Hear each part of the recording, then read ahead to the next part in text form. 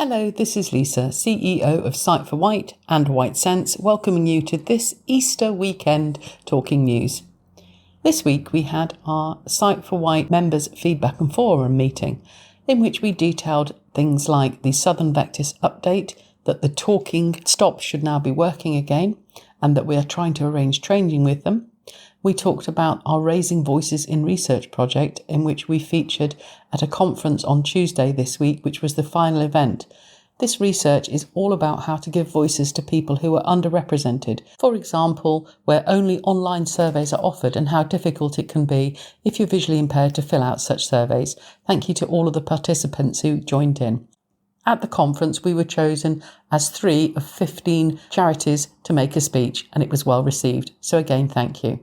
Also, this weekend, we will be selling our knitted chicks and hedgehogs at Hovertravel on Friday and Saturday between 12 and 2. Thank you to Hovertravel for hosting us this weekend, and we hope to have a full sellout of all of our knitted items. Also this week, we've been in the press as the RNIB issued a Freedom of Information request with regard to the rehabilitation services that each county is offered in the UK. I'm delighted to say we are one of only 6 counties in the UK who are meeting all of our deadlines. We contact people within 1 to 3 days, we see people for an assessment between 1 and 28 days, and we send out Pete, our Rovie, and sometimes Emma, our Rovie apprentice, to see people again within the 28-day deadline. So thank you to the White Sense team. Finally, I would just like to point out on the 9th of April, we have been invited to the Newport Health and Wellbeing Centre to show our members around this new facility and give them guidance of any key points that can help aid access to VI people. If you'd like to come along, please do get in touch with Susan on 522205, and the meeting is on the 9th of April at 10:30. Thank you, Lisa, CEO, Sight for White and White Sense. Here is this week's charity news, 29th of March 2024.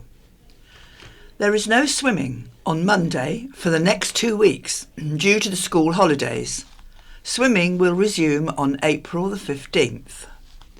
Our monthly God's Hill coffee morning is on Tuesday at the Old Smithy, starting at 10:30 a.m. Please come along and meet our wonderful volunteers Yvonne and Linda. All are very welcome. Yoga is on Tuesday at the usual time of 1:45 at Millbrook House. This group is open to everyone and all are very welcome.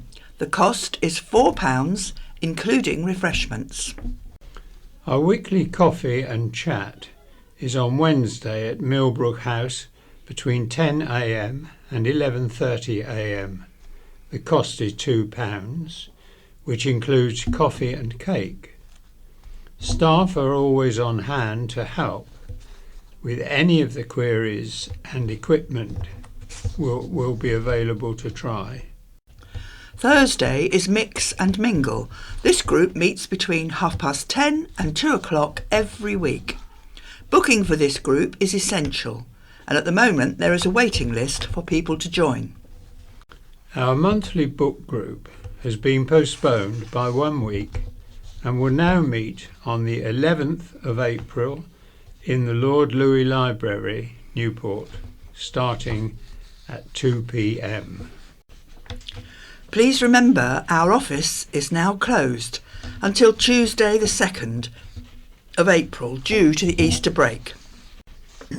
We still have spaces available for the pottery on April the 20th at Jubilee Stores, Newport. The cost is £25. Our monthly 100 Club has spare balls available. If anyone would like to buy a ball, it is £2 per month or £24 for the full year. The more balls in the draw, the higher the prize money each month. If you would like to take part in our monthly draw, please call the office. This is part of our fundraising activities. If you would like to join any activity or want more details, please call the office on 522 205. This is Alison reading an article from Isle of Wight Radio entitled Line in the sand as Gurnard's salty siren gets thumbs up despite flurry of objections. A street trader has been given the thumbs up to sell buckets and spades, crab lines, as well as ice creams on an Isle of Wight seafront, despite 19 objections. The Isle of Wight Council's licensing subcommittee on Friday gave Carly Sykes of the Salty Siren permission to open a concession on Prince's Esplanade in Gurnard, after an earlier hearing date in March was delayed when not enough councillors turned up. Mrs. Sykes, a local to Cowes and Gurnard, said she had thought for many years the seafront was missing a little something which sold seaside essentials. She said, "Our main goal is to bring something for everyone all year round, not just tourists in the summer months." Mrs. Sykes said they chose the location of their removable catering pod because it was within walking distance to the beach, but far enough away it would not disturb residents. She said they had tried to be as mindful as possible to others while being as eco-friendly as possible. The application, however, had been met with 19 objections from nearby residents, many of which, the council said, had parts which could not be considered as they referenced competition and whether the business is needed. Co-director of Plaza Ices, Gary Hall, spoke at the council's subcommittee meeting and said he was one of 6 traders already along the esplanade and highlighted the concentration in the area. He raised concerns with the dual fuel generator that was being proposed to run the catering pod, saying he could think of nowhere else a dual fuel generator ran on the highway 8 hours a day, 7 days a week, causing potential public nuisance, public safety and environmental issues. Other concerns about noise from the generator were raised with one resident of the nearby Solent Shores flats, saying she was devastated by the proposal and it would ultimately destroy the tranquil nature of the esplanade.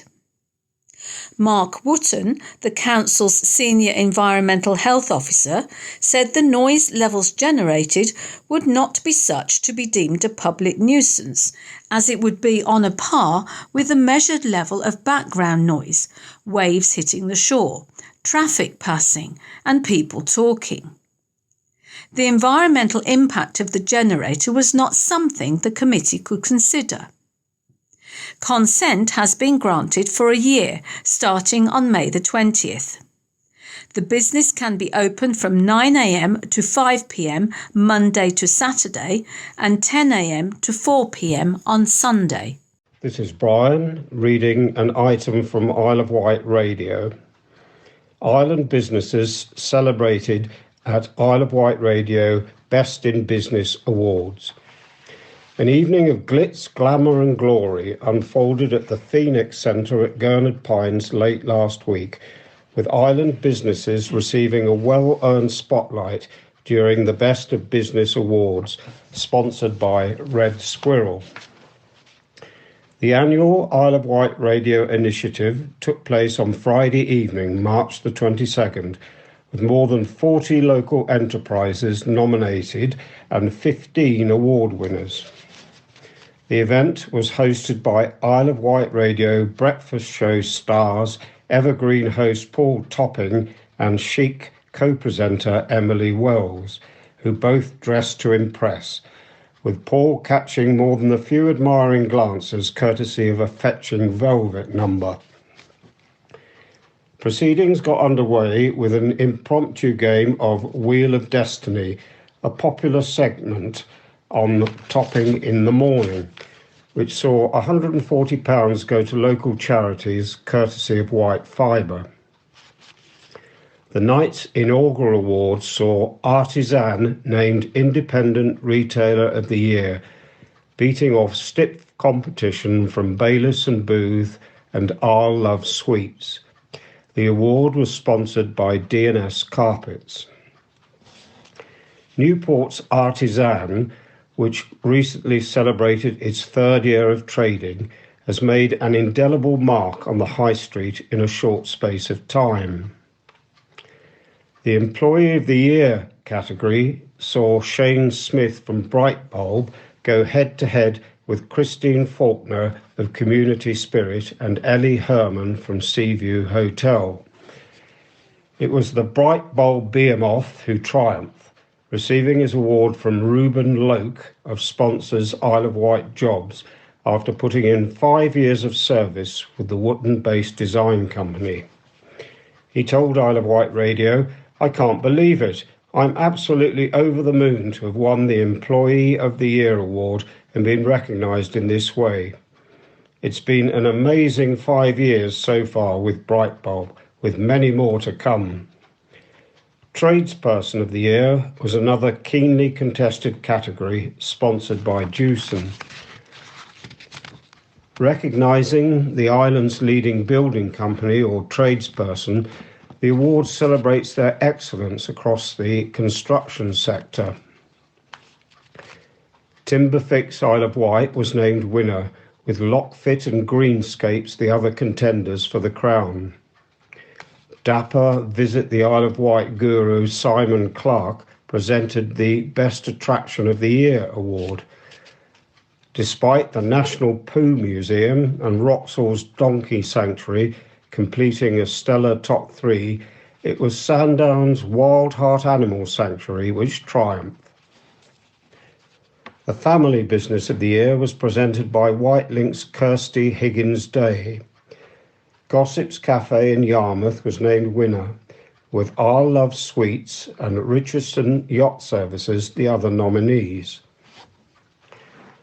The next award was for Top Event of the Year, with Festival of Heroes, Walk the White and Brotherhood MMA Island Fight League in the running.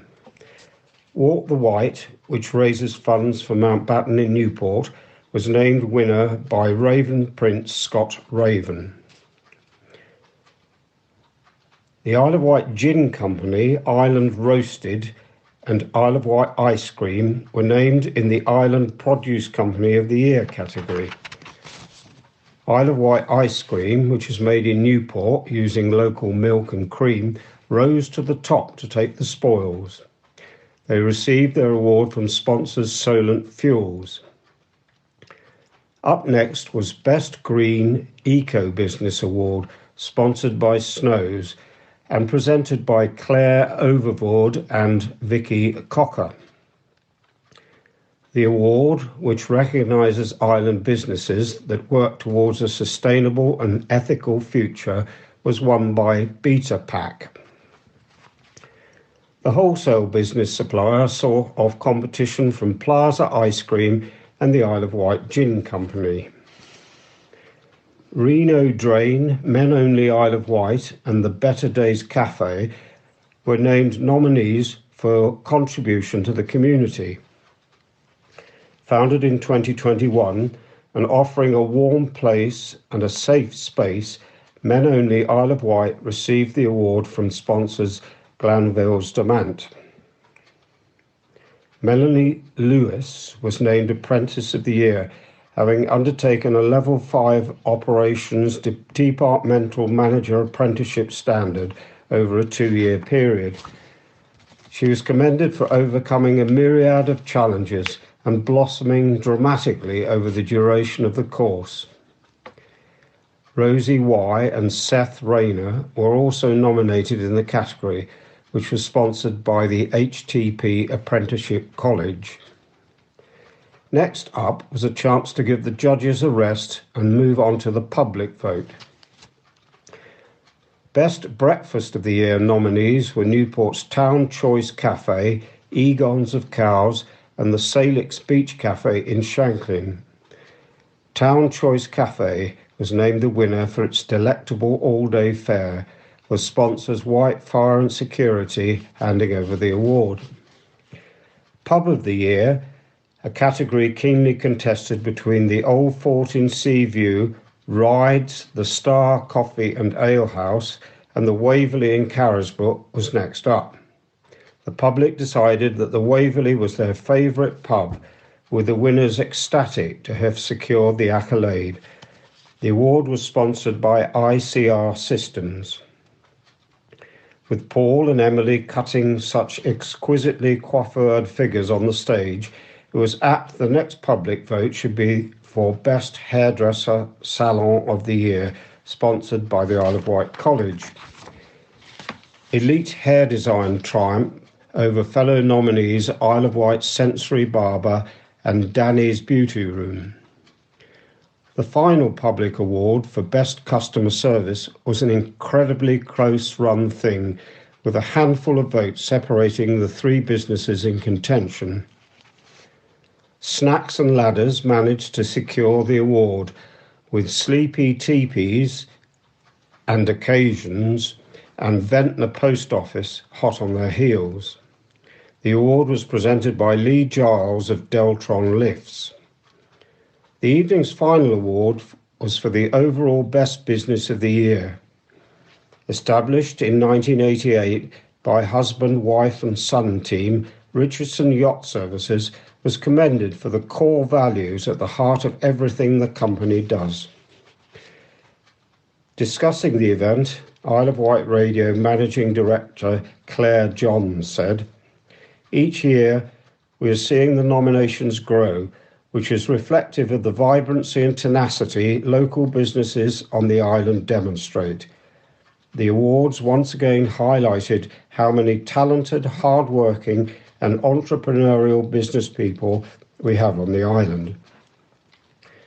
Congratulations to all of our winners and everyone who was nominated on the night, and a big thank you to our sponsors." Charlie Panayi, CEO of head sponsor Red Squirrel, said, "We have been supporters of this event since its inception, driven by our firm belief in celebrating the successes of others. With a wealth of exceptional local businesses making remarkable contributions, it's truly gratifying to come together to honour these enterprises and individuals. Furthermore, I appreciate the element of public voting in this event, emphasising merit over submission quality alone." This is Chris reading an article from Isle of Wight Radio. Funding boost for two popular island libraries announced. Two popular island libraries are set to receive a £150,000 funding boost. The Isle of Wight Council's library service has been successful in securing new funding from Arts Council England to improve facilities and access at Cowes and Ryde libraries. At Cowes Library, the funds will be used to improve access at the library entrance with a wider door opening from the ramp and a new internal door, making it easier for people with prams or in wheelchairs or mobility scooters to enter the building. The office area at the back of the library is going to be redesigned to include an accessible toilet and kitchen area, which will mean the library can be used by groups outside opening hours, as well as enjoyed by library customers. At Ryde Library, new accessible toilets will be installed, approached via a widened corridor. The Children's Library will be brightened up with a new carpet, and the Friends of Ryde Library are paying for new shelving. The works at Cowes and Ryde Libraries are planned to take place in September 2024, with minimum disruption to library customers. Between them, the two libraries attracted around 180,000 visitors last year and hosted a wide number of activities run by libraries, such as rhyme times, story times, and book group meetings, and many activities run by partner organisations such as Playlists for Life, Dementia Sessions, Age UK digital skills workshops, Sewing Bees, and Fido cafes. Rob Jones, Library Service Manager, said, "We are absolutely delighted that our Libraries Improvement Fund bid has been successful. This money will really make a difference at Cowes and Ryde libraries, allowing all our residents to come into the libraries easily and have toilet and kitchen facilities they can all use while attending events and activities." Phil Gibby, Area Director, South West Arts Council England, said, "We're thrilled to announce a further £777,000 investment in library initiatives across the South West. Thanks to our Libraries Investment Fund and the hard work of staff and volunteers, we can help libraries engage more audiences than ever with the lifelong joy of reading. By 2030, our goal is to ensure that high-quality culture is easily accessible to everyone in England. Thanks to library teams and their loyal visitors, that vision is becoming a reality." This is an article from Isle of Wight Radio, read by Terry. Search for next Hampshire and Isle of Wight Police and Crime Commissioner underway.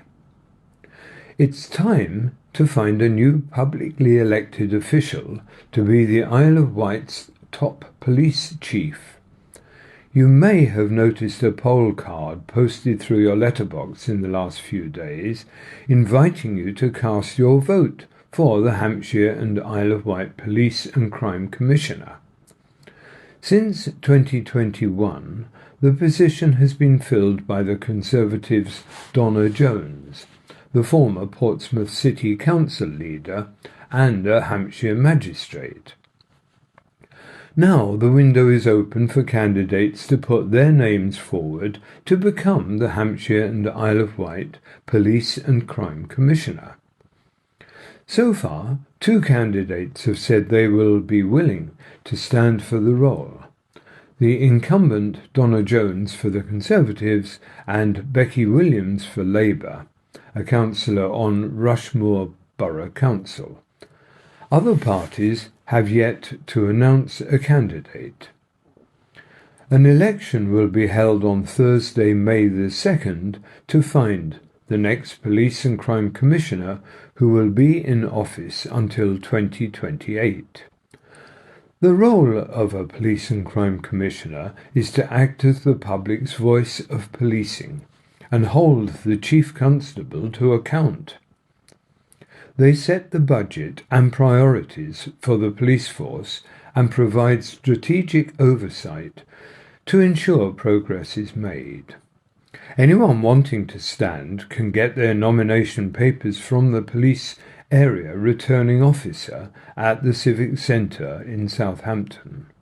They must be returned before 4 p.m. on Friday, April the 5th. To stand, candidates have to pay £5,000 and the money must be cleared before the nomination is continued. The Police and Crime Commissioner is the only major election islanders will have to vote for this May, as the Isle of Wight Council elections will take place next year. This is Alison reading an article from the Island Echo entitled "The Gouldings Care Home Reopens After £1.3 million Refresh."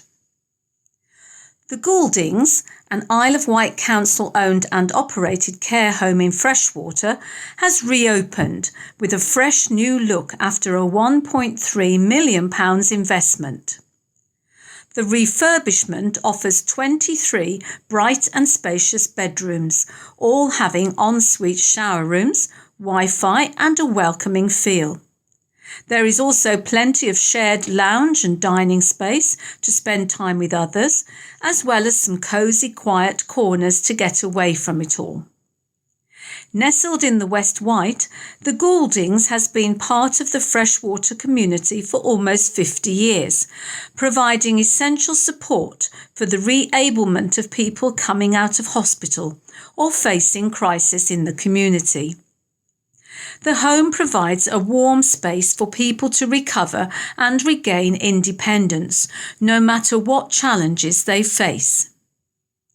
Within the first 4 weeks of opening, the home has supported more than 25 people from hospital and has begun to see an increase in people coming to the home for respite and carer breaks to give not only themselves a short holiday, but their family and carers a chance to take some time for themselves. Caroline King, the registered manager for the Gouldings, has said, "The refurbishment of the building is the icing on the cake, and very nice icing it is. The cake is the entire team who work together to ensure that everyone who requires our support receives it safely in the way that they want to receive it. No matter the reason for your stay, we are committed to supporting you in achieving your goals, whatever they may be. The dedicated team of staff work hard to help people live as independently as possible, including support with maintaining coordination, mobility and confidence, always working with people and not for them." This is Brian reading an article from the Island Echo. "We're open to ideas on how ferry services are run," says Whitelink boss in response to MP. It's inaccurate for the island's MP to accuse Whitelink of having a slow pace of investment. Those are the words of Whitelink's chief executive, Keith Greenfield, on Bob Seeley's recent ferry report.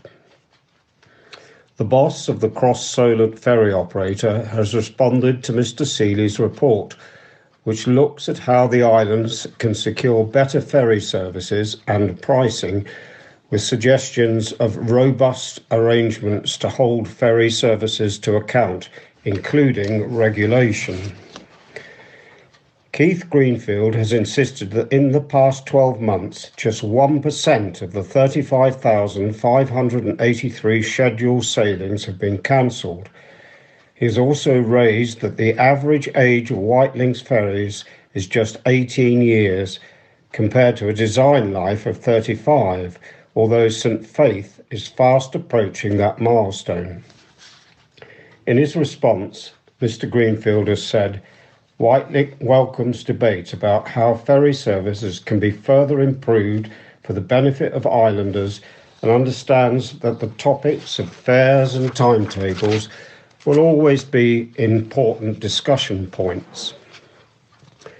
Whitelink engages consistently with customers by conducting thousands of surveys every month and holding regular Island Link forum meetings. In direct response to customer feedback, Whitelink has recently increased the number of sailings in 2024 on the Yarmouth-Lymington route, introduced a cap on NHS travel fares for travel at any time of the year, and enabled discounted multi-link tickets to be used more widely across households on sailings throughout the year. However, it is highly inaccurate for the island's MP to accuse Whitelink of having a slow pace of investment with ships that are subject to repeated mechanical and technical faults. Out of the 35,583 scheduled sailings in the last 12 months, 215 were cancelled, less than 1%, a performance which puts Whitelink among the most reliable transport operators anywhere in the UK. We've invested more than £90 million over the last 10 years, giving us one of the most modern fleets in the country, including the UK's first large hybrid electric ferry, Victoria of Wight, launched in 2018. The average age of our ferries is 18 years, compared to a design life of 35 years. We are always open to ideas on how ferry services are run, but for this process to be constructive, the MP also needs to recognise Whitelink's starting point is not as he describes. Our customers have already done this by voting us into first place as Best UK Ferry Operator in 2023 in the British Travel Awards, the country's largest customer travel survey. This is Chris reading an article from the Island Echo. Steam Railway launches fundraiser for flagship locomotive Calbourne. The Isle of Wight Steam Railway has launched an urgent £36,000 fundraising appeal to return its flagship steam locomotive Calbourne to service. Calbourne was the first engine acquired by the embryonic steam railway in 1967 and the last surviving O2 class locomotive. In 1971, she hauled the railway's historic carriages from Newport to Haven Street in the nick of time before the track bed was lifted, and later that year she provided the first passenger trains at the Isle of Wight Steam Railway. The railway's flagship locomotive, Calbourne, is always popular with visitors and enthusiasts. Originally constructed in 1891 and operated constantly since, Calbourne steel tyres have worn to the extent that they now need replacing.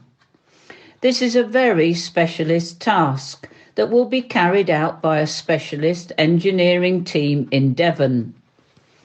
Fitting heavy, new steel tyres to a steam locomotive is a lengthy and complex process. Starting from the source, it takes months to obtain the top quality steel from South Africa and ship to the UK. Unlike a quick car tyre change at a local garage, each of Calbourne's 4-foot 10-inch diameter tyres will take virtually a full day to complete, utilising heavy-duty and traditional engineering machinery. In the retiring process, engineers use a gas-powered hearth to heat the machine's steel tyre until it expands enough for the wheel centre to be carefully lowered into the middle. After cooling, the steel tyre shrinks tightly around the wheel centre and is then further secured using rivets or rings. Chairman Peter Taylor has said, "We are urgently appealing for £36,000 to fund this project, ensuring our flagship locomotive Calbourne can return to service as soon as possible. Calbourne is our flagship locomotive that started the current railway. We're keen to get her back into service, pleasing our 130,000 visitors as quickly as we can." The Isle of Wight Steam Railway is looking for £36,000 to complete the project. Donations can be made by the following means: by phone, with a credit or debit card payment on 01983 882204. Online, iwsteamrailway.co.uk/get-involved/make a donation.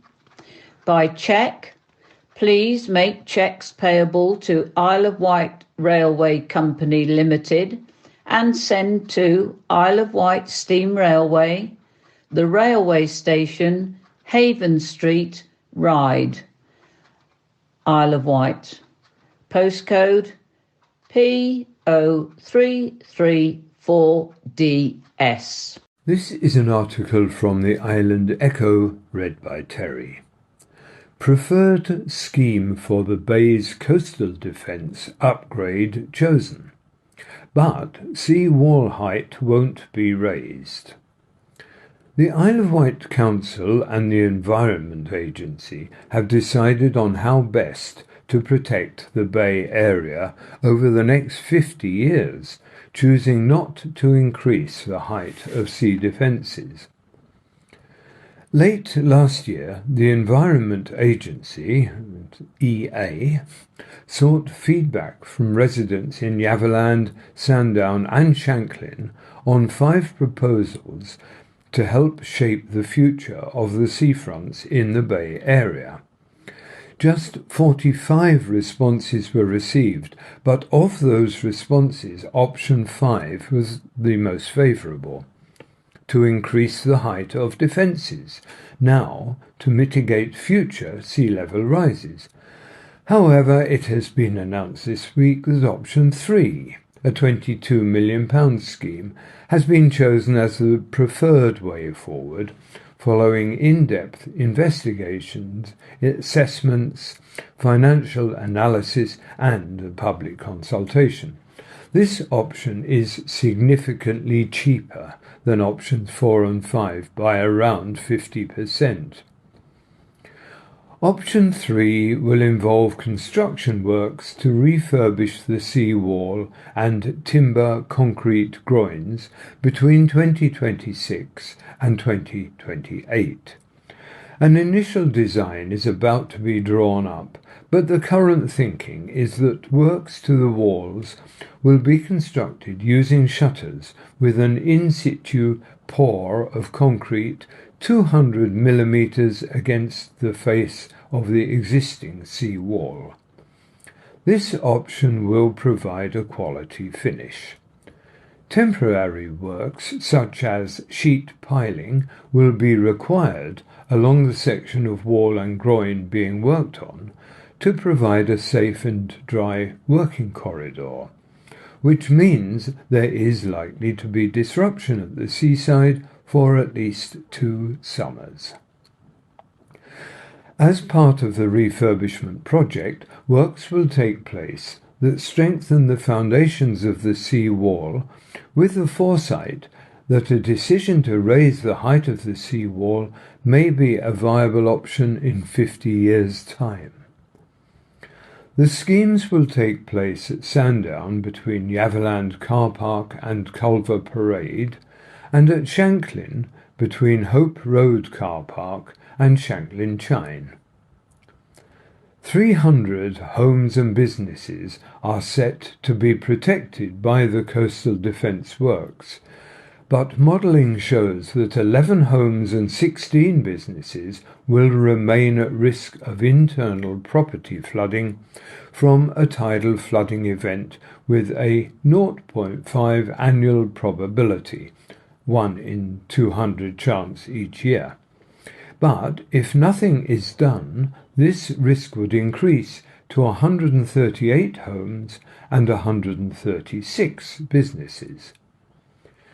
Emily Webster, project lead for Shanklin and Yaverland Coastal Defence Schemes Environment Agency, has said, "The Environment Agency is pleased with the decision to refurbish the seawall, concrete groins and wooden groins in Yaverland, Sandown and Shanklin. This decision was based upon our detailed assessments of the best options available, as well as listening to the views of the local communities, who said that better protection from coastal erosion and flooding is a priority. The next stage is to create an initial design and plan for the construction work." Councillor Paul Fuller, Cabinet Member for Planning, Coastal Protection and Flooding, said, "The current flood defences are deteriorating, so it's vital we act now to better protect these coastal communities from rising sea levels and more extreme storm events in the future." Progress on the initial design and plans on the construction will be displayed at a public exhibition in the summer. This is Alison reading an article from the Isle of Wight Radio entitled "Isle of Wight NHS Trust uses digital innovation to secure finalist spots in prestigious national awards." 2 Isle of Wight NHS Trust projects, that use digital technology to enhance mental health services have advanced to the finals of a prestigious national awards ceremony. The projects, one promoting digital inclusion and the other promoting physical health checks, have both been shortlisted for the HSJ Digital Awards 2024. The national awards are open to individuals, teams, projects and collaborations within the NHS, which demonstrate technology delivering real benefit for patients. Nikki Turner, Chief Transformation Officer for Isle of Wight NHS and Portsmouth Hospitals University NHS Trust, said, "Congratulations to our teams for their outstanding achievement in reaching the finals of the HSJ Digital Awards 2024. These innovative projects demonstrate the transformative impact of digital technology in enhancing our services, promoting inclusivity and prioritising patient well-being. Well done on this well-deserved recognition." The Digital Inclusion Project aims to tackle both the link between digital exclusion and health inequality and the stigma associated with not being online. This was done through various linked initiatives, including bespoke training for mental health teams and offering one-to-one digital coaching for service users from a digital coach with lived experience of mental health. The Physical Health Initiative trialled the use of Wazan blue boxes to support clinicians to complete effective and efficient physical health checks with people with severe mental illness requiring support from the home treatment team.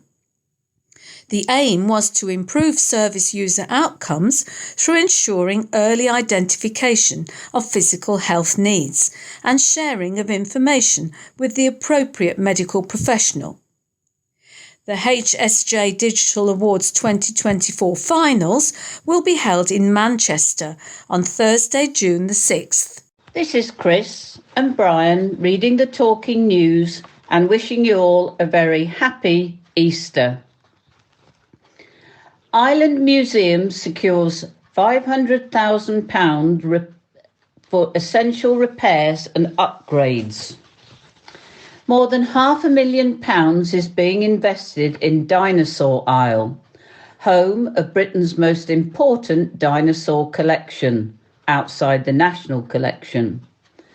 The museum, which welcomes over 60,000 visitors a year, has been awarded £498,000 from the Museum Estate and Development Fund, abbreviated MEND, following a successful bid by the Isle of Wight Council Heritage Service.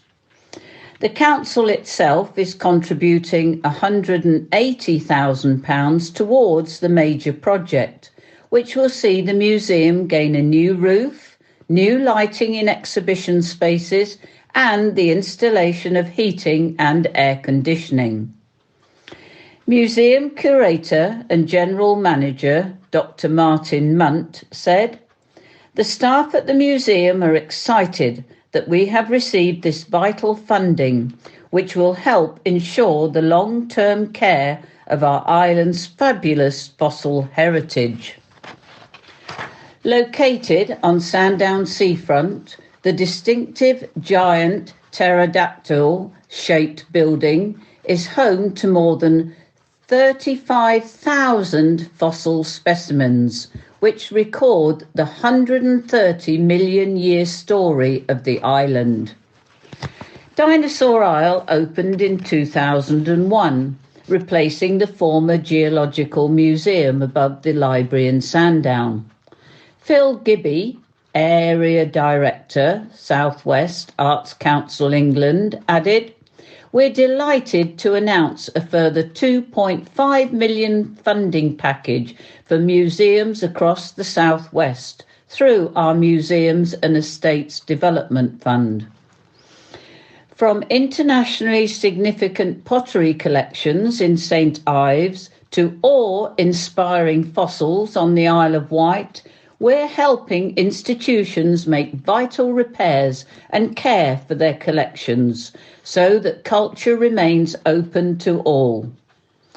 Led by Arts Council England, the MEND provides capital funding for accredited museums and is targeted at historic buildings and nationally important collections. This is an article from the Island Echo, read by Terry.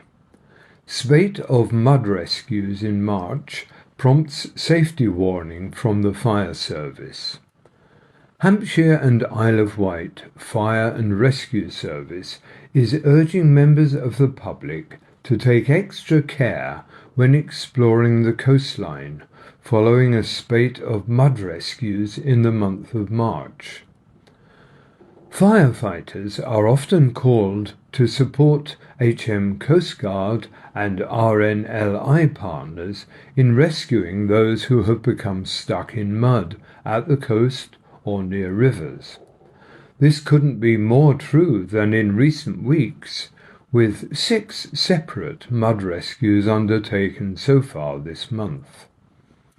In the space of just 3 days, 4 teenage casualties were rescued in 2 separate incidents at Thorness near Cowes on the 3rd of March and again on the 6th of March. Then, on the 8th of March, a man found himself stuck in the mud in a remote spot near Blackgang, which prompted a significant emergency response to Knighton Undercliff. Thankfully, he was able to free himself prior to the arrival of the rescue teams. A week later, on the 15th of March, a pair of ramblers had to be rescued from a sticky situation at Nodes Point near St Helens when they got caught out by a muddy landslide. This same area saw 3 other mud rescues in 2023.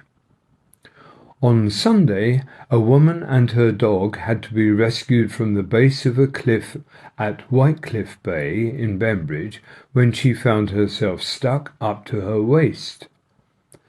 Less than 5 hours later, another woman and her dog were rescued from exactly the same spot. Top tips for staying safe around the island's coast. Before you venture out, make sure that you are aware of how to stay safe. Always follow local warning signs. Don't go out alone into unknown areas. Be aware of tide times and currents. Take a mobile phone with you. Stay on footpaths and keep dogs under control.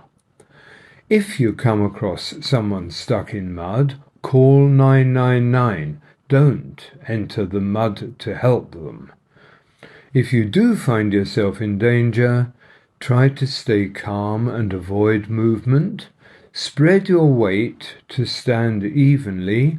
Call loudly to attract attention.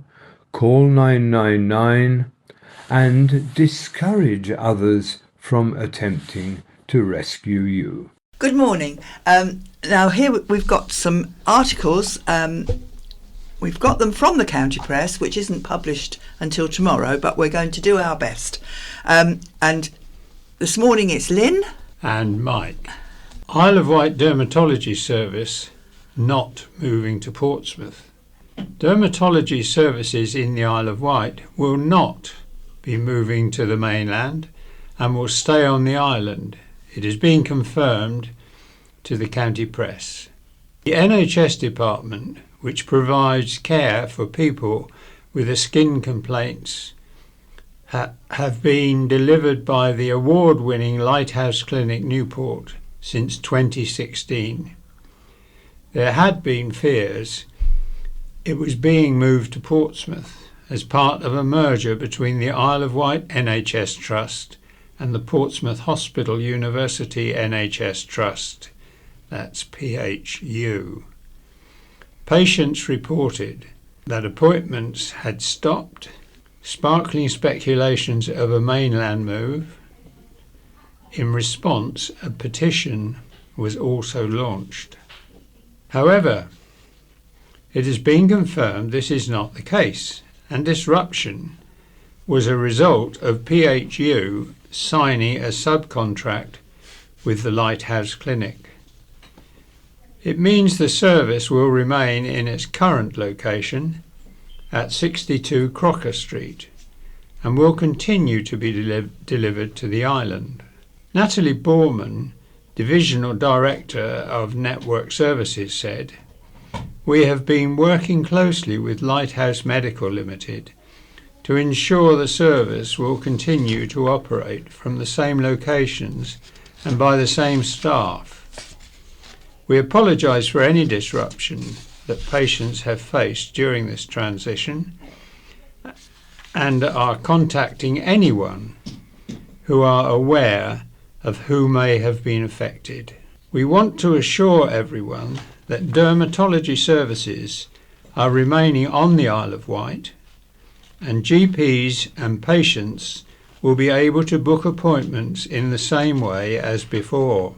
We are delighted by the partnership and are both looking forward to working together for the people of the Isle of Wight." Isle of Wight Bluebell Meadows residents anger over energy bills.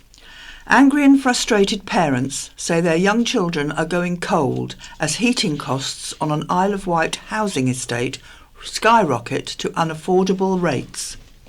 Residents of Bluebell Meadows and St George's Gate claim that they have been lied to and feel let down, having been promised cheap bills and houses which were economical to run. Despite the estate using a unique biomass heating system, a centralised system which burns wood chippings to provide heat and hot water to homes, those living there say they have faced soaring costs in recent months. Those responsible for the estate, Barrett David Wilson Homes, the Isle of Wight Council and Sovereign Network Group, which together form the Pan Management Company, say the surge in prices reflect the handover of the biomass centre to the Estate Management Company. In a joint statement, they said they were looking at the fuel supply arrangements to try and help reduce costs.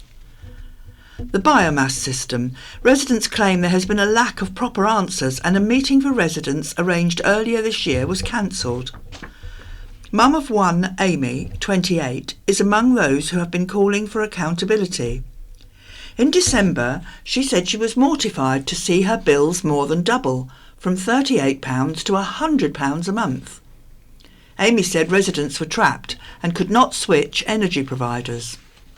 She said, like many others on the estate, one of the main reasons I purchased a new build Barrett's home was because of their unique selling point. The homes were economically efficient to run, and now I can certainly say this is not true. I understand bills are going up. I expected them to, but not this much. Me and my little one have been really ill this past winter, and there is only so much wrapping up in clothes and blankets you can do. Another resident, Louise, says she has had to buy electric heaters for her house, but still has had to pay her standing charge, which, like other prices, has risen. I just want to heat my house without having to worry about how I would pay for it, she said. Meanwhile, resident Tina said when she moved in 4 years ago, she was told the biomass system was the most economical choice. Now it's just ridiculous, she said, as there is no protection for residents, as Pan Energy is not regulated with Ofgem, meaning there is no price capping. She said she has asked for an explanation, but has heard absolutely nothing. It's very frustrating, she said. This is kicking us while we are down. Ward Representative Councillor Jeff Brodie said he has been pushing for answers and residents deserved to be looked after. He said the whole development was going to be the greatest thing that ever happened. Renewable energy, sustainable houses, and it was going to be cheap to run. Residents' bills had been partially subsidised so far, Councillor Brodie said, but increases had started to be phased in, and no one will know the full charges until Barrett's hands over the biomass system when it is complete. Councillor Brodie is calling for a public meeting and wants residents to be able to opt out of the system without having to pay a standing charge, and for the company to become properly regulated. A joint statement from the 4 companies involved said the charge increases reflect the handover of the biomass centre from Barrett's to the estate management company, as well as the recent cost of energy increases and high inflation rates. The heating network is now also almost complete, the statement said, and partners and the management company are working together to agree the maintenance strategy and service charge. The statement said they were also looking at the fuel supply arrangements to try to help reduce costs, with more information confirmed towards the end of May. The Isle of Wight eyesore bought by Council for Housing. The Isle of Wight Council has agreed to buy an eyesore site in the heart of Newport, but is keeping the price tag under wraps. The land on Pyle Street and East Street, once home to the Shoulder of Mutton pub next to Coppins Bridge, has already been earmarked for a housing development. The council has now agreed to buy the 0.5 acre site from Homes England. Councillor Ian Stevens, the Deputy Leader and Cabinet Member for Housing and Finance, made the decision on Wednesday, March the 27th, to add the brownfield site to the council's land portfolio. The council feared if it did not buy the site, it would open the door for an opportunistic developer, which may not enhance this key location or deliver housing. The authority suggests it could provide 40 homes, which includes 14 affordable, a ground floor commercial or community unit, and on-site parking. To carry out the scheme, planning permission is still required. The council has been able to secure £409,360 from the government to make the site suitable for redevelopment, including clearing, levelling and removing materials. Major decision on eyesore land in Newport that's been empty for a decade. The actual price the council would buy the land for is confidential, but the council may pay £14,000 in legal fees. In a report, the authority said the purchase price and holding costs for the site are sufficiently low that buying it now and taking time to bring the right development forward would be preferable to risking someone else acquiring it, mitigating both of these risks. Councillor Julie Jones-Evans, the Cabinet Member for Regeneration, wondered if the housing units could be available for student accommodation or hospital contact workers. Officers highlighted that the decision only commits the council to buying the site, not what could be built there or the future uses of the land.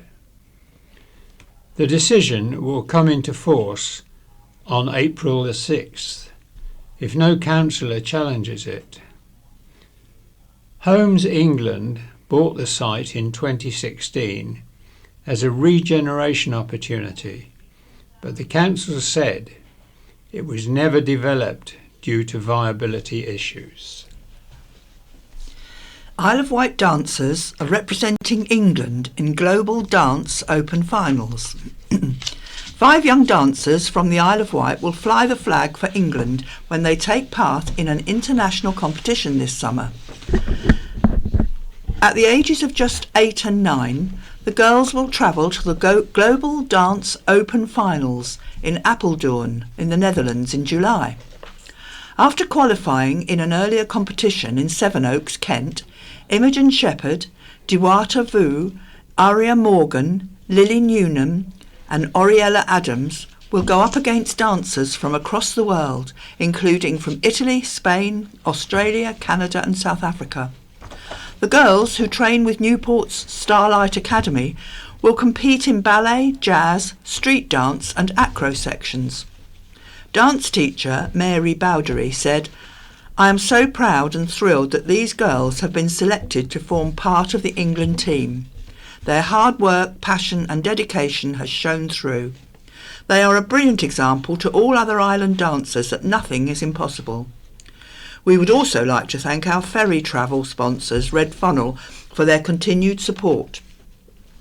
Ahead of the competition, the girls are raising funds and sponsorship to cover the cost of their trip.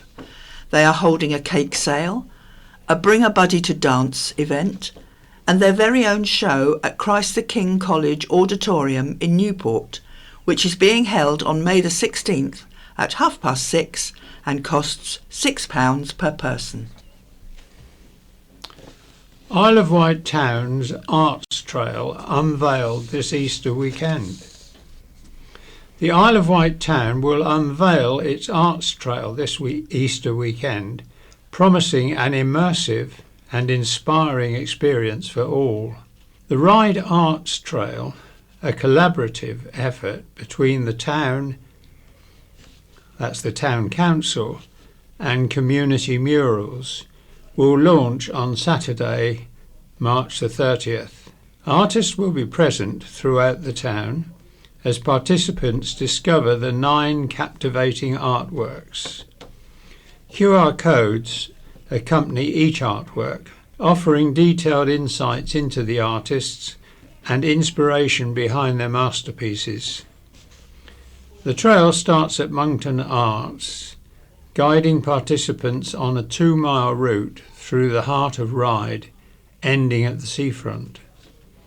Emma and Holly from Community Murals said, "It has been great to collaborate with the Town Council and various artists to create such beautiful and detailed murals across the town."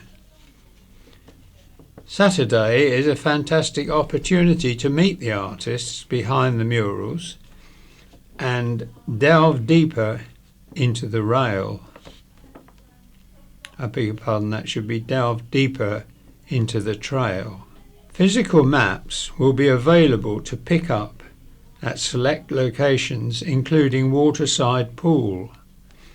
The Star and Grace's Bakery, along with the integration of What 3 Works, ensuring precise locations for each installation.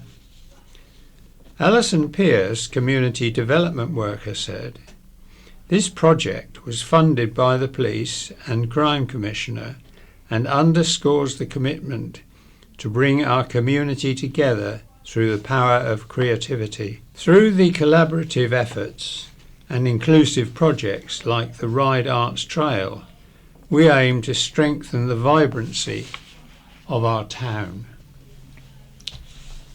A popular Isle of Wight horticultural show, a hit in Bryston. Hailed as a blooming great success, Bryston and District Horticultural Society's Spring Show brought some seasonal cheer to all those who visited and took part. Saturday's traditional show attracted more than 350 entries from 69 who entered, a figure way above the committee's expectations, said organisers, and well up on last year's entry. Held at the Wilberforce Hall and Scout Hut in Bryston, entries were submitted in a wide variety of classes, which included flower, pot plant, vegetable, floral art, cookery, beverage, photography and handicraft classes, plus classes for children. There were plenty of trophies and prizes up for grabs. With a view to freshening things up and sparking more interest, the organising committee spent considerable time over the winter revamping the spring schedule. It included several new classes, particularly in cookery, which included the challenges of making bara brith and a vegan tray bake. There were also some new floral art classes, where the 2 interpretive exhibit classes were themed on desert island discs and extravaganza, which resulted in some very creative and interesting entries. Notably, Pat Wilson won the Best in Show trophy and Handicraft Cup for the quilt she entered in any other handicrafts class. The Children's Cup for Best in Show in the children's classes was won by Holly Price for her painted pebble with a spring theme. Also, Sue Cox scooped the Floral Art Cup for Best Exhibit in Floral Art for her Desert Island Discs exhibit. There were refreshments on sale, as well as a raffle and a bookstall. Isle of Wight County Council tax 2024/25 among highest in the country. Of all the councils in England, the Isle of Wight has the 11th highest rate of council tax. From April, islanders will fork out an average of £2,029.27 to the Isle of Wight Council and its adult social care services in the next 12 months. The new figures have been revealed by the government's Department of Levelling Up, Housing and Communities, which has compared all 370 county district, metropolitan and London borough councils and unitary authorities across England. Coming in with the most expensive council tax was Rutland County Council, which the island is often compared to, with the average B and D residents paying £2,175.41 a year, less £146.14 more than islanders. The island came in 11th after a 5.33% increase in council tax and adult social care precept, behind much larger authorities like Durham, Liverpool, Bristol, Northumberland and Gateshead. The island is only one of 15 areas in the country where residents pay more than £2,000 in council tax and adult social care precepts.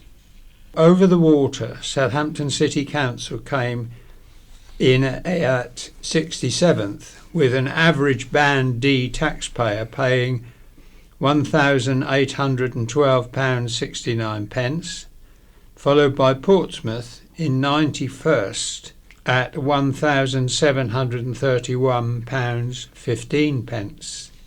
An increase in the Isle of Wight Council's tax will pay for feasibility studies to look at the range of projects, including solar panels over car parks, prefabricated and affordable homes, and a home for looked after children and young people with special educational needs. There's a footnote to that which says, read more. The Isle of Wight 2024/5 budget confirmed after decision made by councillors.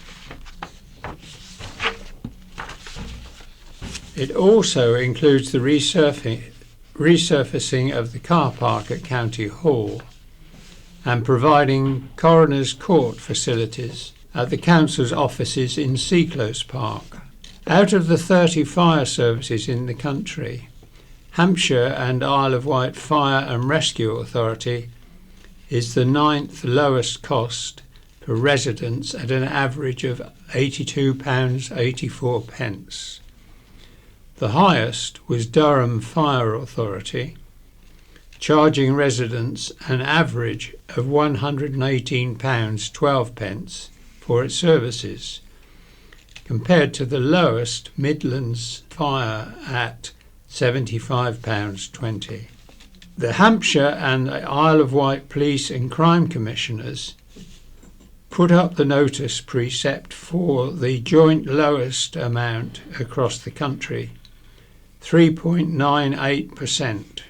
It saw bills increase by £10 for a Band D resident, but meant the island had the 10th least expensive precept out of 37 police forces at a cost of £261.46.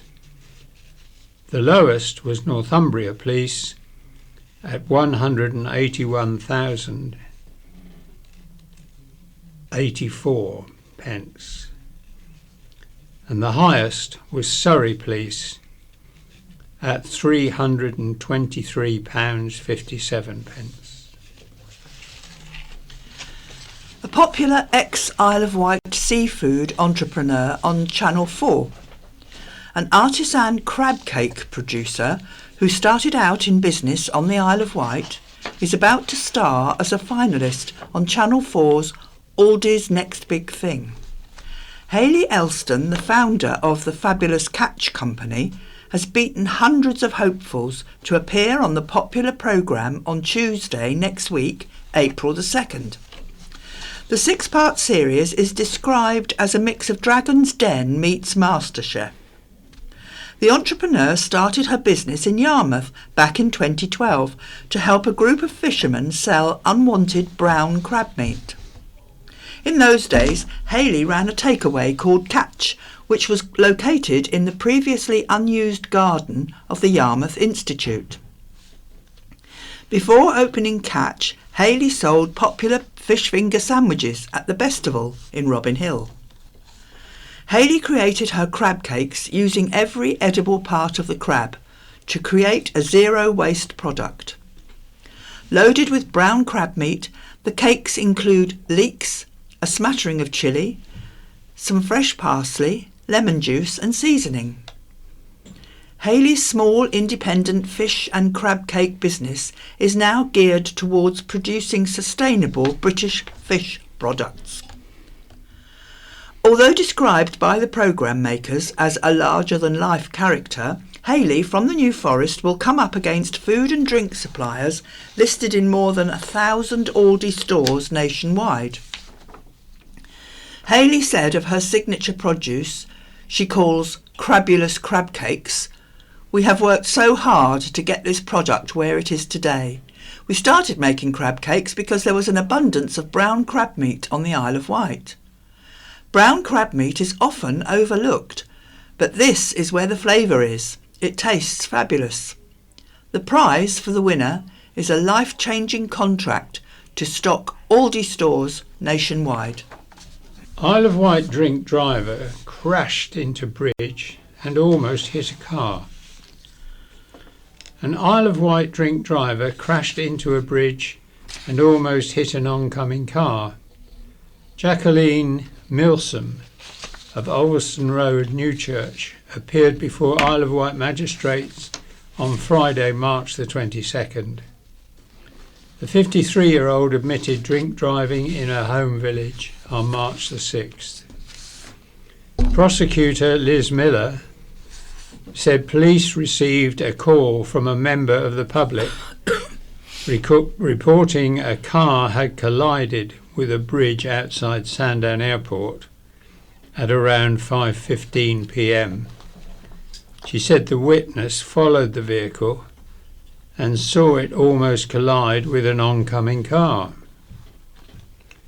Ms. Miller said a member of the public removed the keys from the car and its driver, Milsom, was described as being unsteady on her feet.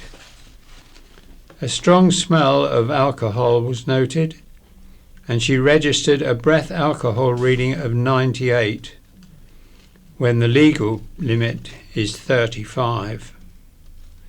Milsom saw her case adjourned to May the 3rd at the same venue, so a pre-sentence report could be drawn up. She was granted unconditional bail until that date and made subject of an interim driving ban. The Isle of Wight East Cowes housing sites are being disposed of. 2 Isle of Wight council-owned sites will be disposed of after the authority failed to find someone who would be willing to build houses there. For years, the council has been trying to find a partner to develop 2 parts of Venture Quays in East Cowes, the Maresfield Road car park and the land opposite, which is currently home to island business Tea Mill, an offshoot of Rapa Nui. The council bought the parcels of land making up Venture Quays in 2020 for a total of £1.3 million, and as part of the deal with Homes England, had to build houses on the car park and warehouse space. The deadlines for delivering the site had been pushed back twice, with the latest meaning the council had to have secured planning permission by March 2024 and start development by March 2025, or risk having to sell the land back to the government for £1. Now the Isle of Wight Council has confirmed it is getting rid of 2 sites after a failed procurement exercise. The council's internal auditor said both projects had been impacted by the dissolution of the authority's regeneration team, as there had been changes in the senior staff responsible for them. In a report to last week's audit committee, the internal auditor said the Housing Member Board had recently approved the disposal of the sites. A council spokesperson has said getting rid of the sites is currently seen as the best way to bring the land forward for housing, as it is still a requirement of the contract with Homes England. The council has taken the sites off its work plan in November last year. As council leader, Councillor Phil Jordan said there was no way of moving it forward at this stage. The authority was looking for other options to use the land after a feasibility study in 2022 determined it had severe negative viability, and there was no interest from an affordable housing provider. The council spokesperson said the rest of the Venture Quays sites, the Albany Barracks and the Columbine building, are excluded from this particular contract. They said the council was not looking to hand any land back to Homes England. Isle of Wight seafront toilets to be redeveloped. Public toilets on an Isle of Wight seafront which are more than 60 years old and described as a health hazard could soon be redeveloped. The current public toilets at the end of East Cowes Esplanade were installed in 1961 and are still well used by visitors to the seafront and residents of the town. East Cowes Town Council has, however, said the toilet block is in extremely poor condition and has been deteriorating for some time, requiring urgent action to be taken inside and outside to ensure it is safe for the public. The Town Council has said there is black mould on the walls and ceilings due to water ingress and being of a single skin construction. They say despite meticulous cleaning and decorating, it is currently presenting a health hazard. The building itself has also been the subject of vandalism due to easy access to the roof. The Town Council said, so it is in urgent need of improvement. Instead of demolishing the existing building and installing a new one, the Town Council has said it is keen to retain as much of the current building as is practical and renovate it. At its meeting on Thursday, the authority agreed to seek a £150,000 loan from the government to undertake the work, which should be paid back over 22 years with repayments of £11,700 a year. East Cowes Town Council has not raised its precept for residents in 2024-25 financial year and said it does not intend to increase the council tax precept for the purpose of loan repayments. Concerns were raised by a member of the public that £150,000 was excessive and the Town Council needed to be more prudent in spending taxpayers' money. But Mayor Tracy Reardon said they had been quoted £800,000 for a rebuild. As part of the redevelopment, the outside of the curved building could get insulated cladding, a pitched roof and solar panels to power the building. Extensive interior works would need to be done, the council said, including the rewiring, replumbing, replastering and floor replacement. No decision has been made about whether the new facilities will be pay to use. A popular pub in Freshwater has become only the second on the Isle of Wight to be awarded the coveted AA Rosette for culinary excellence and be named in the world-renowned Michelin Guide.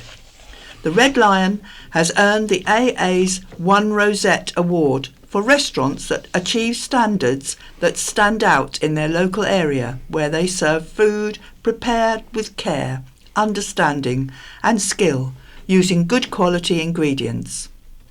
Although there are only 12 eateries on the island to hold the AA Rosette, and 6 included in the Michelin Guide, only 2 are included in both the Red Lion and the Hambra in Ventnor, which holds the 2 Rosettes Award.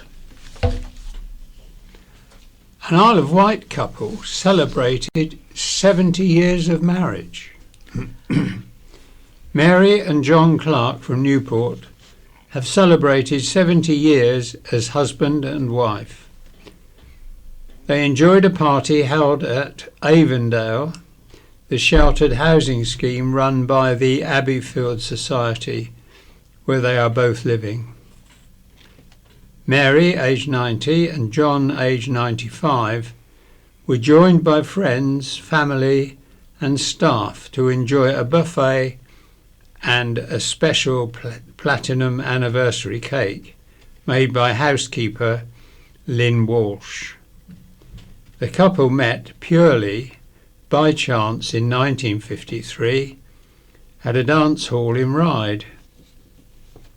John went to hang up his coat in the cloakroom where Mary was working that evening, and they have both described the moment that they set eyes on each other as love at first sight. The relationship blossomed, culminating in John proposing to Mary, and they were married in Nottingham in March 1954, which they cite as their most romantic moment. Mary and John have made lots of happy memories since, and together they have raised 3 sons, Paul, John and Alan. John had a successful engineering career, retiring at 2002. In April 2015, the couple moved to the Isle of Wight, where Mary is from. They have lived at Avondale since June 2023. Mary and John said the secret of their long relationship is happiness, understanding each other, and having both common and separate interests. A Fareham salesman caught drink driving on the Isle of Wight. A mainland salesman working on the Isle of Wight was caught drink driving after a tyre on his work van blew out, a court has heard. Andrew Shrimpton of the Hillway in Fareham pleaded guilty to drink driving at the Isle of Wight Magistrates Court on Friday, March the 15th. Lauren Stone, prosecuting, said police were driving along Main Road, Arraton, at around 10:30 on February the 29th and spotted a Ford Transit van travelling in the same direction with a tyre blown out. Police pulled over the van, and the driver, Shrimpton, was noted to be slow at responding to questions and slurring his words, said Mrs. Stone. The 24-year-old failed a roadside alcohol test with a reading of 96 when the legal limit is 35. Oscar Vincent, defending, said his client was on the island dealing with contracts and sales for his employers and was driving his work van at the time. Mr. Vincent told the court Shrimpton had a meal out and drank alcohol, but had no plans to drive home that evening. The defence said Shrimpton's plans changed after he witnessed a serious domestic assault while returning to where he was staying. Shrimpton broke up the pair and the police were called. Shrimpton offered to drive the woman home, but his tyre blew out during the journey. Mr. Vincent said Shrimpton had lost his job following the incident. Magistrates handed Shrimpton a 12-month community order to include 100 hours unpaid work. Shrimpton was also given a 3-year driving ban and must pay £114 surcharge and £85 in costs. Isle of Wight pub assault sees man injured and 2 arrests. 2 arrests have been made after a man suffered a laceration to his cheek following an alleged pub assault. The incident is suspected to have involved a Stanley knife.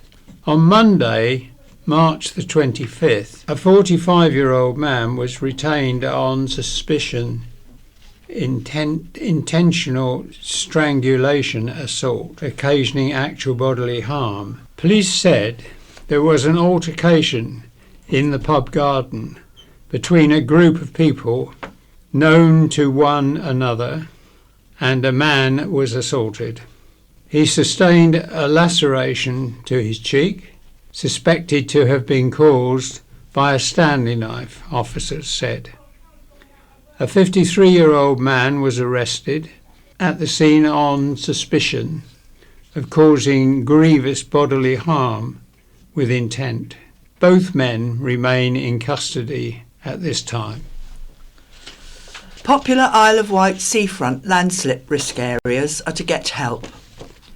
Amid extreme weather events and rising sea levels becoming the norm, a plan to help protect seafront communities at risk of flooding and erosion along the Isle of Wight's increasingly vulnerable coastline for the next 50 years is being put together.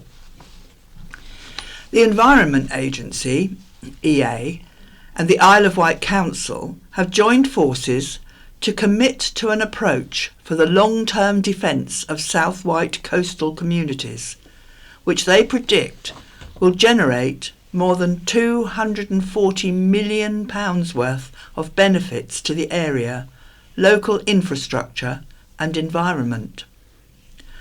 The plan is to better protect more than 300 properties and businesses from flooding and coastal erosion in Yaverland, Sandown and Shanklin.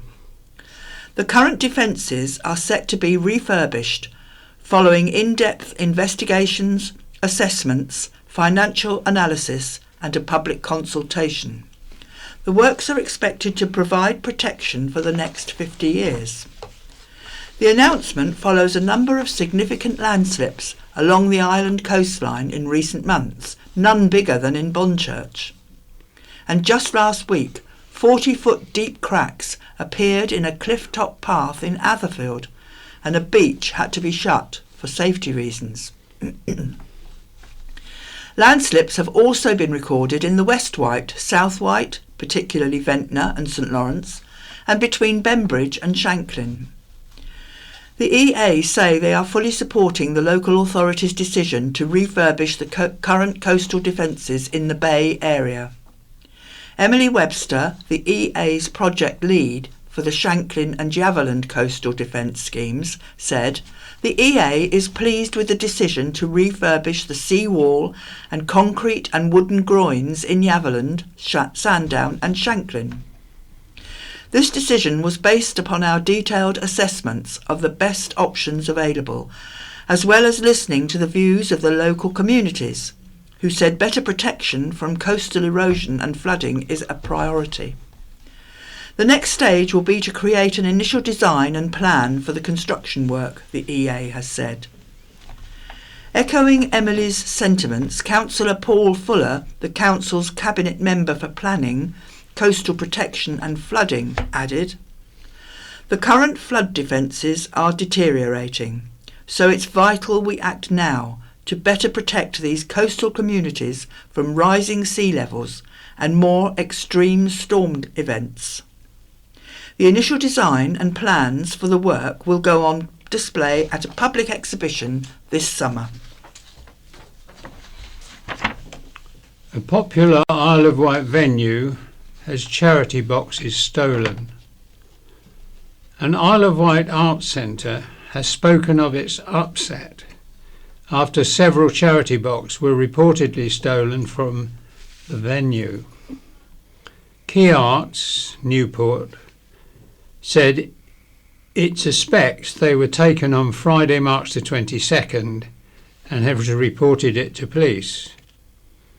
Hampshire and Isle of Wight Constabulary confirmed it has received the report, and it estimates the alleged thefts occurred between 9 a.m. and 5 p.m.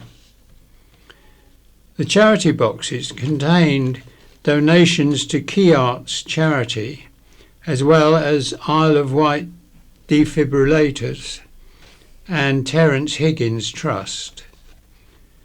A spokesperson for the venue said, "We are very upset to discover that several charity boxes have been stolen from the venue. All you lovely people that have been kind enough to donate, we are sorry to say that all the donations have been taken." They said they hope no other Newport businesses have lost donations or have had anything taken from them. An Isle of Wight drug driver reversed into a police car outside his own home. An Isle of Wight drug driver reversed into a police car outside his own home. Darryl Gray of McEwen Close, Barton, appeared before Isle of Wight magistrates on Friday, March the 22nd. The 59-year-old admitted drug driving in Newport on October the 13th of last year. Prosecutor Liz Miller said police had been parked on the road attending an incident at a nearby address when they saw a Ford Transit van reversing. She said its driver, Gray, failed to see another vehicle parked on the road and reversed straight into it. He registered a reading of 6 for cannabis when the specified limit is 2. Jim Osborne, defending, said Gray was an ex-HGV driver. He was involved in an accident in 1998 which left him with an injured wrist, and he used cannabis to relieve the pain. Mr. Osborne said the vehicle Gray hit was an unmarked police car which was parked in the middle of the road outside his home. The court heard Gray had been unemployed since COVID, didn't claim benefits and lived in a caravan relying on friends and family to feed him. Gray was fined £120 and disqualified from driving for 14 months. He was ordered to pay £50 costs and a £48 surcharge. Now going on to some Wight memories and nostalgia. And the first article is Victorian crime and violence. There won't be any drunk drivers in this, I don't think. The Isle of Wight has always had its fair share of crime. Mrs. Thatcher famously wanted a return to Victorian values, but then she'd never looked at the County Press Victorian archives.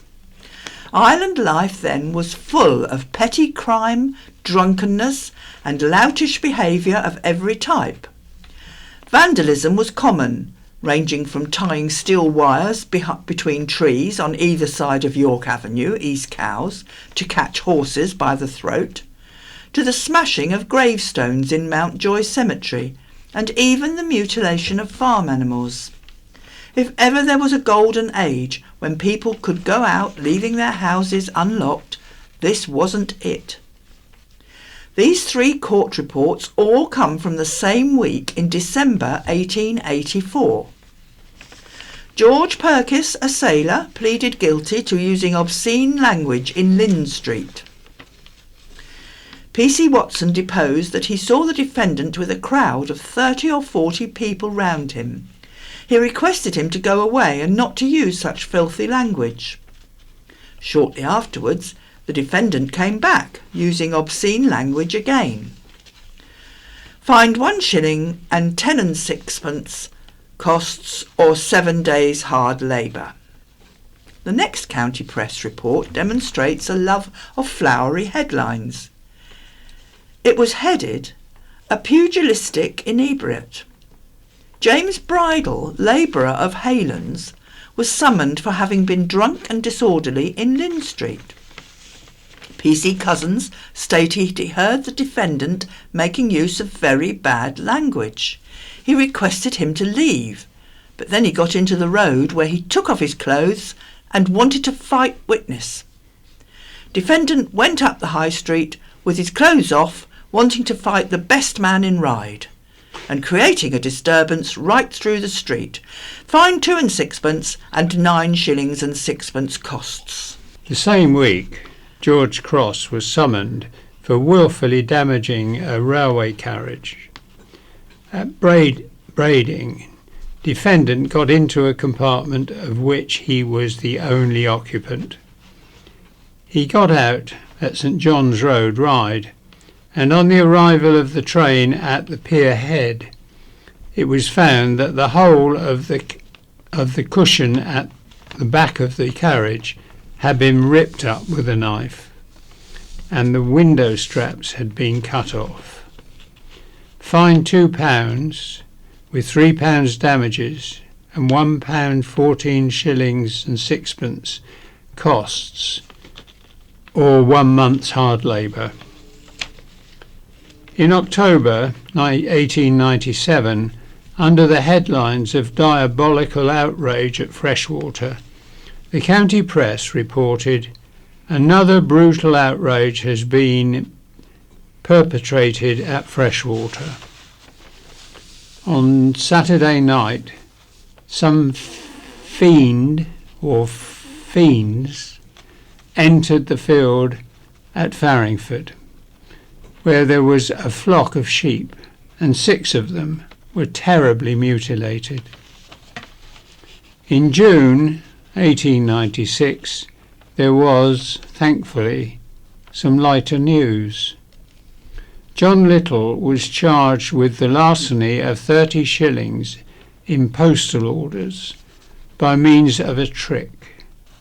Inspector Coleman said Miss Dorr identified him as the man who had stolen it from her about an hour previously by means of ringing the changes.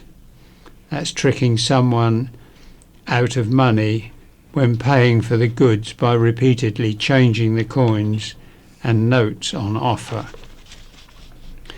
Prisoner told the witness he would tell where the postal orders were if he would send for Miss Dorr.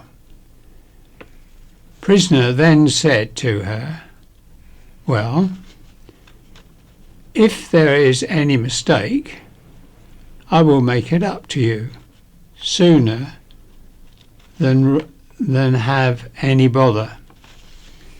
He then said, "Excuse me," put his hand up to one side of his nose, gave the good strong blow with his nose, and out flew the 3 postal orders from his nostrils. Prisoner remanded until Saturday. On November the 26th, 1898, Frank Rose, a dairyman of Ryde, was charged with permitting a cow to stray in Pan Lane. PC Kenny gave evidence of faulty fences around the field occupied by the defendant, who denied the charges. When told he could be sworn in, he replied, "No, I don't want to swear, sir," and laughter. The bench inflicted a fine of 2 shillings and 6pence and 4 shillings costs, in default 7 days.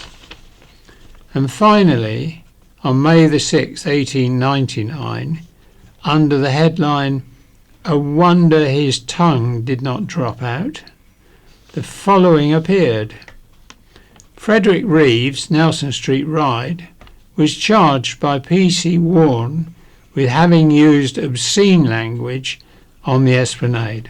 The constable produced the language, which he alleged the defendant used, written on paper. Defendant, on being shown the paper, told the witness it was a wonder his tongue did not drop out. Fined 10 shillings and 8 and 6pence costs. And with that, the court is adjourned. And now we're looking back, a call for the home front heroines. In the year of the 80th anniversary of the building of HMS Cavalier at Cowes J.S. White's shipyard, a heritage group aims to uncover the stories of the women who worked on the vessel during the Second World War. The Cowes Hammerhead Crane Trust is seeking help from relatives of the women who became electric welders building the destroyer. The Trust, the historical authority of the iconic Grade 2 listed crane on the banks of the Medina, adjacent to the floating bridge, wants to use the memories to tell the story of the women who helped build warships, with a greater focus on gas and electric welders. Women were welding warship hulls and structures while men were away fighting in the war, said John Fisher, chairman of the Trust. The Trust wants to use the stories for a series of articles for International Women's Day and BBC Radio 4's Women's Hour on March the 8th, and to mark the anniversary of the building of HMS Cavalier. Did you or your mother or grandmother work as electric welder building ships at White's shipyard in Cowes during the Second World War? John and his team want to hear from you. During white-hot production in the two world wars, a total of 53 destroyers were built at White's. Cavalier was the first destroyer that had a part-welded hull, the fore and aft sections, with the midships still riveted. HMS Consort, also built at J.S. White's, was the first all-welded hull. HMS Cavalier, the only Second World War destroyer to have survived, was saved by Earl Mountbatten of Burma in 1977 in Chatham, Kent. She is now preserved at Chatham's historic dockyard as a memorial to the 143 British destroyers and more than 11,000 men lost at sea during the Second World War. Chatham is planning an exhibition to mark the 80th anniversary of the launch of HMS Cavalier later this year. In tandem, the Cowes Hammerhead Crane Trust will hold its own exhibition, and venues could include the Cowes Maritime Museum and the Classic Boat Museum at East Cowes. And now we've got a selection of letters. The first one being from P. Griffiths in Ryde, and he's headed it, "I'll be watching." Dear Editor, it seems a bit rich for the Home Secretary, James Cleverly, to be warning the public of the dangers of artificial intelligence and its insidious power to mislead and misrepresent ahead of a general election campaign. He must assume we have short memories. As Conservative Party chairman during the 2019 election, he was responsible for various ruses. The doctored video of Keir Starmer, then shadow Brexit secretary, edited in such a way as to misrepresent Starmer's responses to media questions. The Tory Twitter feed, masquerading as a fact-checking website during the party leader's live television debate. There were also sundry examples of erroneous claims about the opposition's spending plans and policies, the non-existent garden tax and the fictional plan to scrap capital gains tax exemption on the sale of the main home, for example. At the time, Cleverly laughed off criticisms of the Conservative Party's unorthodox approach. I certainly intend to be vigilant throughout the rough and tumble of the election campaign, much of which will involve keeping a gimlet eye on your party's antics, Mr. Cleverly. 111 is first class. Dear Editor, I'm reading last week's Island Soapbox letter about the 111 service. I had a similar result. I had been in pain all night, rang 111 at 7:30 a.m. and was answered in 5 minutes. I was asked a lot of questions and was told a medical practitioner would ring back within the hour. I waited 10 minutes and she rang me. After explaining my problem, she said, "Come straight to urgent care at St Mary's Hospital." I was seen in 10 minutes, given 2 lots of strong painkiller and other medication, and a cup of tea and a biscuit to take them with by the actual doctor.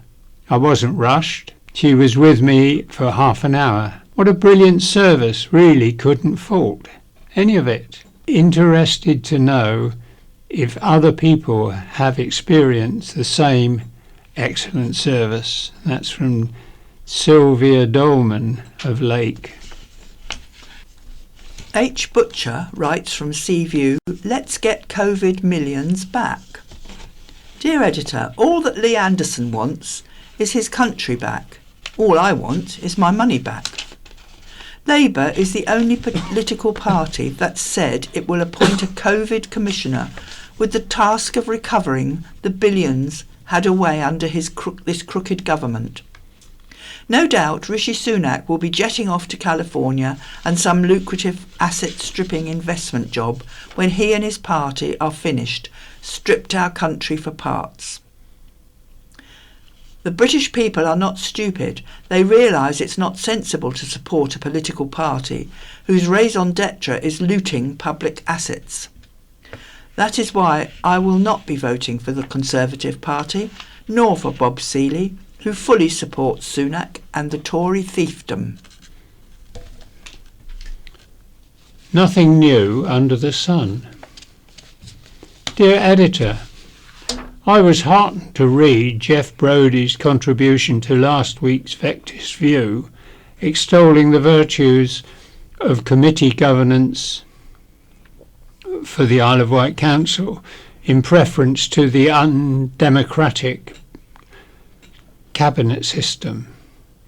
Jeff will not be surprised that I fully support the efforts he is making to bring democracy to County Hall.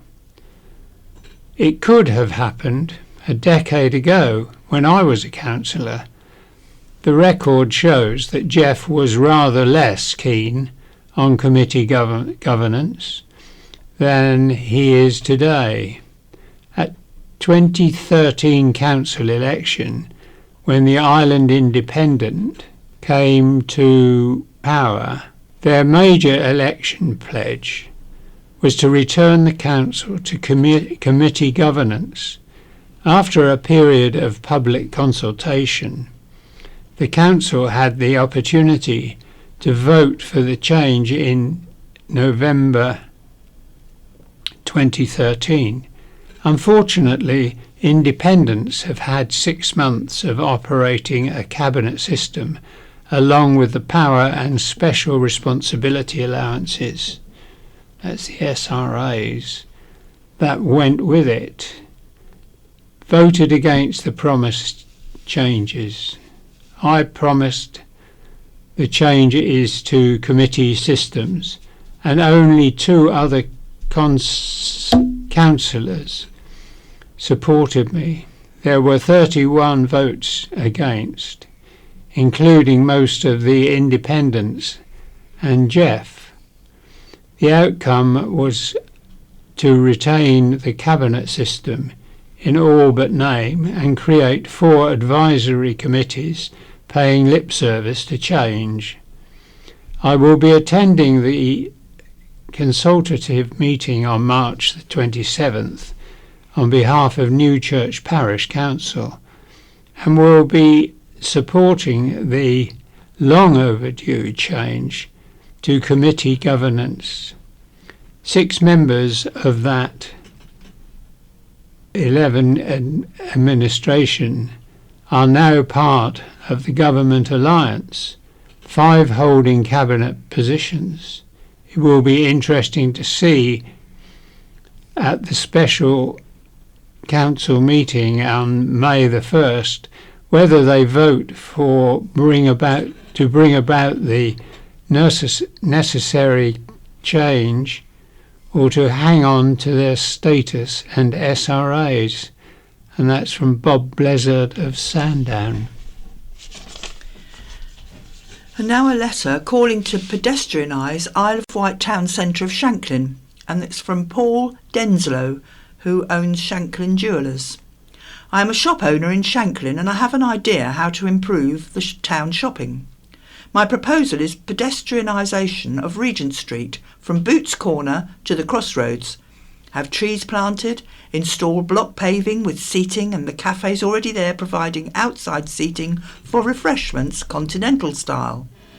This would make for a much more pleasant shopping environment, encourage shoppers, and would be much safer for the public. How someone has not been knocked down recently, I'll never know, the speed that cars go through. There would be a loss of 20 parking spaces, which is negligible when you consider the car park is often empty.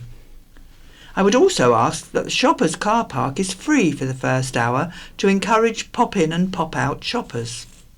I feel very strongly about this. The town is part of our social structure and it's very important the shops left should remain and new good shops should be encouraged to open. On a personal level, my shop gets so dirty from traffic pollution particles in the air it causes myself and my staff breathing problems. Another idea I have is that VAT should be cut to 10% for retail sales made from actual shops to give them a chance to compete with the internet. I hope others will also take up my crusade to save Shanklin shops before it's too late, like some other towns on the island. And now it's goodbye from me, Lynn. And it's goodbye from Mike. Bye-bye, everybody. Bye-bye. The BBC In Touch programme follows, and the scaffolding news is after that. BBC Sounds. Music, radio, podcasts. You need to put your chin on the end and head right against the bar. Now the headrest has a sensor on it. Now there's 4 phases on each eye. The first phase is an orange flashing light. That's what you need to concentrate on. You can keep both eyes open. You can blink. The red one is a heat sensor. So very, very bright. You close your eyes on that one. In phase 1 and phase 2 do one eye, and phase 2 and phase 3 do the other eye. Yeah. Okay. Age-related macular degeneration, or AMD, is the most common cause of vision loss in the UK, affecting somewhere around 700,000 people. There are 2 types, wet and dry AMD, and until now, people with dry AMD have had to be told there's no effective treatment. So it's not surprising that when the claim was made that there is now a treatment which can slow and in some cases reverse the loss of vision, there's been a flurry of excitement. But it is very early days, so it's also not surprising that there are quite a lot of questions about it being asked and some scepticism. Well, I'm at the Optegra Independent Hospital in Manchester. The consultant ophthalmic surgeon I'm with is Sajid Mahmood, who has been offering this treatment, known as Valida Light Therapy, since the beginning of the year. We'll be talking to him in a moment, but first of all, we've been allowed to eavesdrop as the patient receives the treatment. Right, I'm just going to line you up, make sure the light's in the correct position. That's fine. Are you ready to go? Yep. Off we go. This is the 30-second phase, and if you concentrate on that orange light for me. Okay, that one's done. Are you ready for the second one? Eyes closed for me. 1.5 minutes on this one. This is the heat sensor one. Okay, you're done. That's good, thank you. Right, just hang on. Get your vision back. Ophthalmic surgeon Sajid Mahmood, can you just explain what we've seen, what was actually happening there?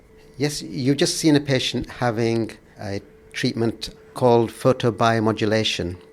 And the principle is that the treatment delivers light wavelengths that have been shown to be beneficial in terms of cell function. With dry macular degeneration, we've got cells that are starting to work less well, start to lose their function. And with this treatment, we aim to help revive that function. The specific wavelengths that have been shown to be beneficial are the red and yellow light and the near infrared. So you see a patient cycle through these beneficial wavelengths, and the treatment lasts about 5 minutes per eye. And they receive that in what are called treatment cycles. Each cycle involves attending the clinic for 9 visits over a period of 3 to 4 weeks. And based on the studies behind the treatment, the cycle needs to be repeated. The best results are from repeating that cycle 3 times a year. Patients have a condition in which over time they expect that there'll be an ongoing deterioration. What we hope is that at least we will stabilise their eye for longer. The last couple of years I've noticed that my eyesight was declining, and I mentioned that to my optician. They told me I had macular degeneration. I was advised about a month ago that I had the dry. So I've tried to put in place a number of things that will hold back the symptoms of the decline. So, for example, looking at diet, taking supplements, and making sure that the glasses that you've got are appropriate in terms of the UV that is coming into your eyes. So I'm taking all of those sort of mitigating actions where I can. But then I was advised that this new treatment is also available. So to me, it's just another string in the bow in the armoury of trying to stave off the effects of the degeneration. My eyesight's very important to me with the things that I do in my life. I do an awful lot of conservation work and outside work with wildlife and do a lot of bird watching, and my ability to do that as a hobby is being restricted more and more all the time, and I find that quite frustrating, to be honest with you. So I just see it as something else that I'm doing that's worth investing in. Can I ask you how much it will cost you? The treatment that we're undergoing at the moment costs about £1,400, £1,600, somewhere like that, for each series of treatments that you come to. I'm on my first round of treatment, and I'll look at the outcomes of that, and I'll look at the outcomes of the second round that I do and take a judgment from that point in time. Any noticeable effects yet on your sight? I'd love to say yes, but it's early days.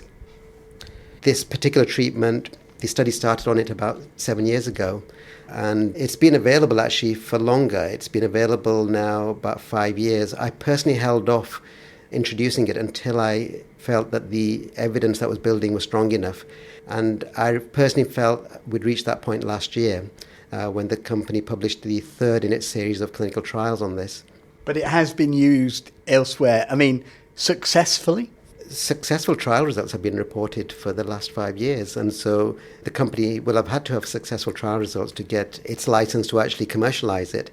And I know colleagues have been offering it on a small sort of ad hoc basis here and there for a number of years. But we'll be monitoring this closely. We are imaging patients, we are monitoring their vision, and we'll audit our data to do this in a robust way. All right, Trevor, so I'm Phil, I've never seen you before, okay, so I'm going to do your treatment for you today, all right? So we're going to get you lined up, and it's just your right eye we're treating, is that correct? Yeah, and it's going to be your third treatment today. It is. Okay, so I'm just going to get everything into position now, all right? Yeah. So can you see that light there? I certainly can. Right, okay. I don't know, it's entirely to you. I don't know that the light should be marginally higher. It's over your eye socket, so that's fine now. That's fine. All right, excellent. okay. I'm not trying to teach you a job, believe me. No, it's all good. I normally come on the side, but... About 2 months ago, 6 weeks ago, a very old friend, good friend of mine, said, by the way, my wife's seen something in the paper. There's now a treatment for macula. I said, you're joking? He said, no. Anyway, they made an appointment, they came here, and I said, well, when you go, I said, find out what the treatment involves. And he came back, I said, right, the first question I've got to ask you is whatever the treatment is or isn't, if it doesn't work, can it do any permanent damage to your eye? If it's 50-50 that it can improve it, but it's also 25% it might cause a problem, I'm not interested.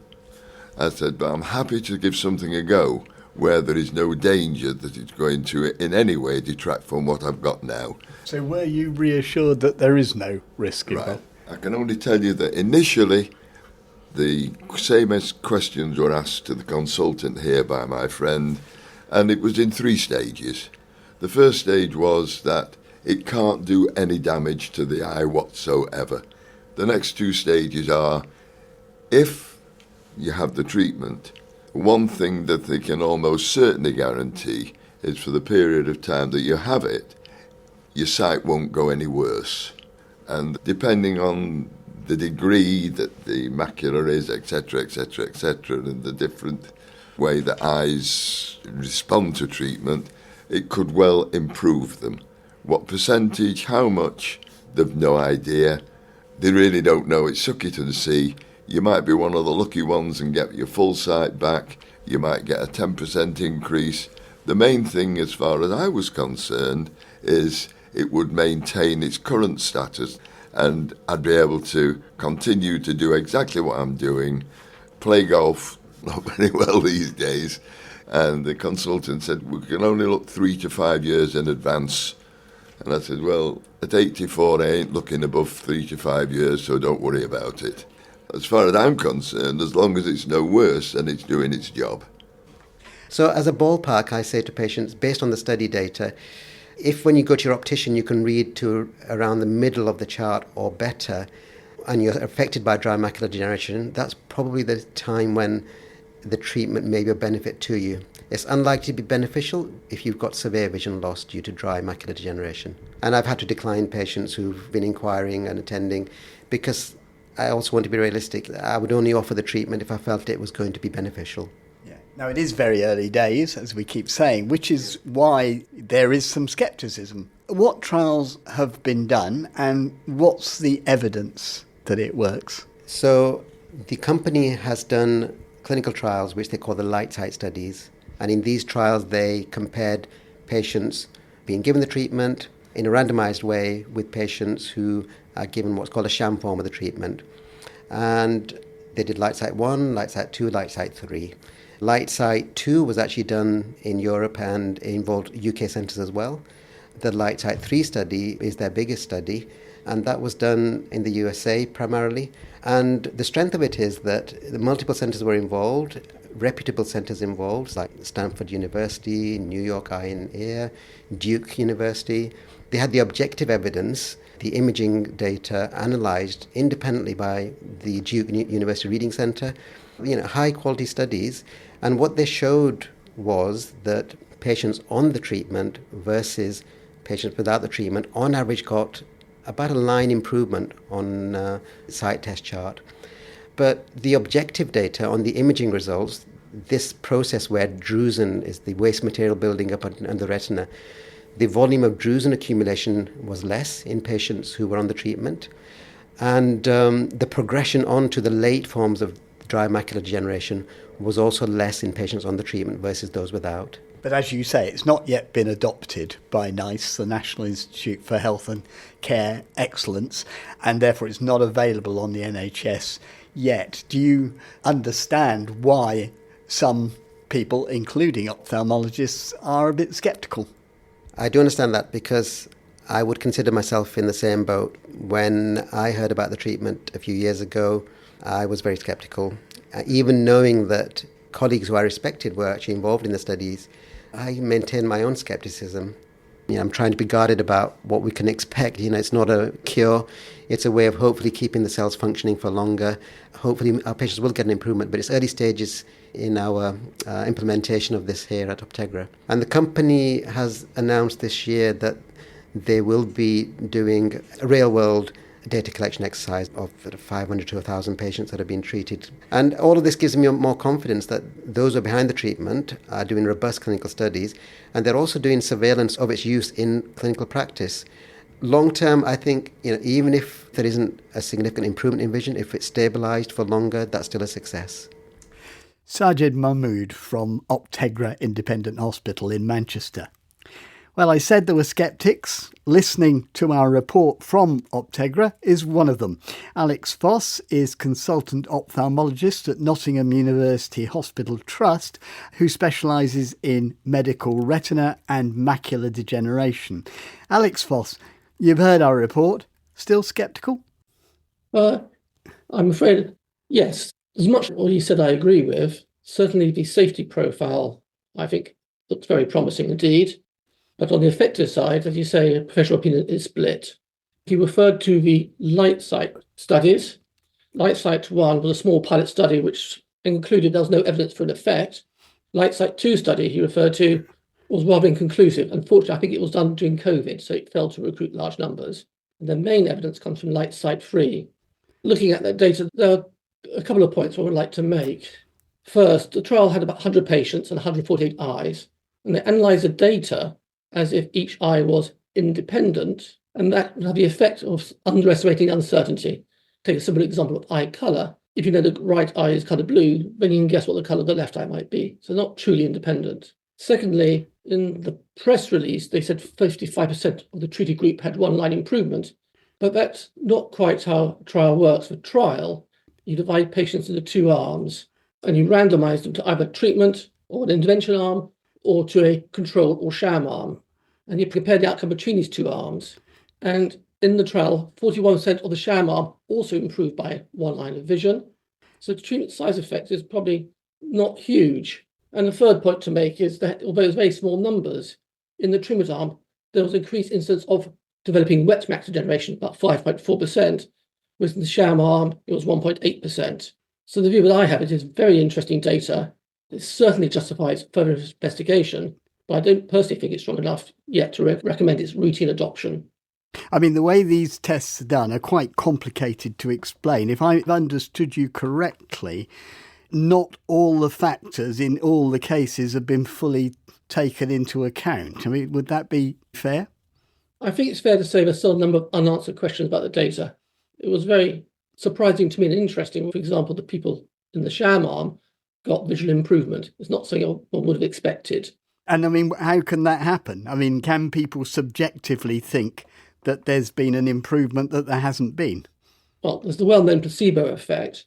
The test they do, the vision test, looking at the chart, what's called a psychophysical test, and depends on how hard the patient tries. They might be able to see it a bit better, but this is pure speculation. Right.